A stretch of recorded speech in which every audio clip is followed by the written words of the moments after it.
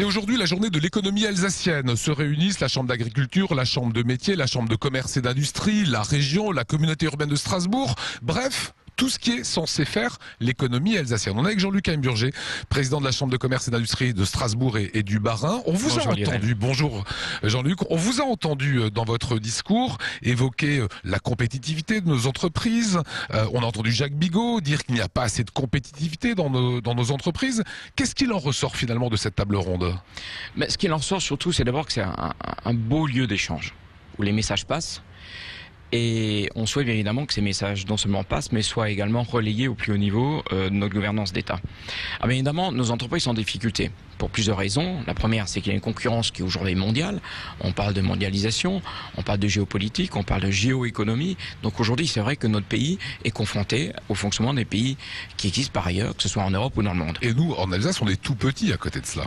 Et non seulement nous sommes tout petits, mais nous sommes également une région multifrontalière, donc confrontée à des concurrences de divers pays.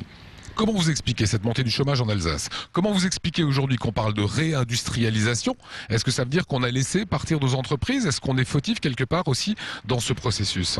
Ouais, je crois qu'il y a plusieurs choses. C'est que les entreprises sont parties parce qu'elles sont libres. Celles qui étaient là n'étaient pas de choses des entreprises alsaciennes et trouvaient une meilleure terre ailleurs, une meilleure terre d'accueil, avec des coûts salariaux, des conditions de, je dirais, salariales ou sociales un petit peu plus avantageuses et plus intéressantes, et non pas toujours en faveur du salarié d'ailleurs, mais en faveur simplement de la rentabilité et de la possibilité d'accroissement et de développement de l'entreprise. Qu'est-ce que vous, à votre niveau, vous pouvez faire? Alors ce qu'on peut faire déjà, c'est essayer de monter au créneau auprès de nos administrations. Je parle du préfet, je parle de nos administrations, je parle de nos élus, pour essayer de leur faire donner de l'oxygène simplement autant à notre région qu'à notre pays. Ça veut dire quoi, donner de l'oxygène? C'est simplifier le travail des entrepreneurs. Vous savez, un entrepreneur est de bonne volonté, il a envie de créer, il a envie de faire, il croit en l'entreprise, il croit aussi en l'emploi, parce qu'un entrepreneur sans salarié n'est rien. Donc on a besoin de salariés avec nous et d'avoir des équipes gagnantes. Vous disiez pendant cette convention, les patrons ne sont pas des salauds. Non, les patrons ne sont pas des salauds. Je pense qu'on est encore un petit peu à la sortie de Germinal en France. On n'a pas beaucoup évolué. Non, un entrepreneur, je dirais, c'est un patron de troupe, c'est vrai. C'est quelqu'un qui amène ses troupes à des victoires, à des réussites. Et aujourd'hui, dans la plupart de nos entreprises TPE-PME, on est dans cette mentalité-là. Alors, tout le monde n'est pas parfait, c'est vrai, mais je pense que la grande majorité va plutôt dans ce sens-là.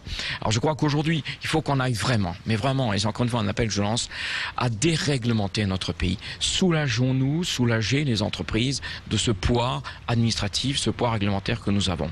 Soulagez-nous, s'il vous plaît, au niveau des règles du travail, c'est important. Le travail à vie, c'est possible, pas toujours dans la même entreprise, mais c'est comme dans d'autres pays. C'est le salarié qui décide, de par ses compétences, de pouvoir changer.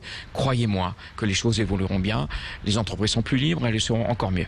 Jacques Bigot évoquait la création d'entreprises, ce n'est pas assez développé en Alsace. Oui, ce n'est pas assez développé, mais je ne pense pas que ça manque de mentalité. Ça manque simplement, je le disais tout à l'heure, de conditions propices à ce développement.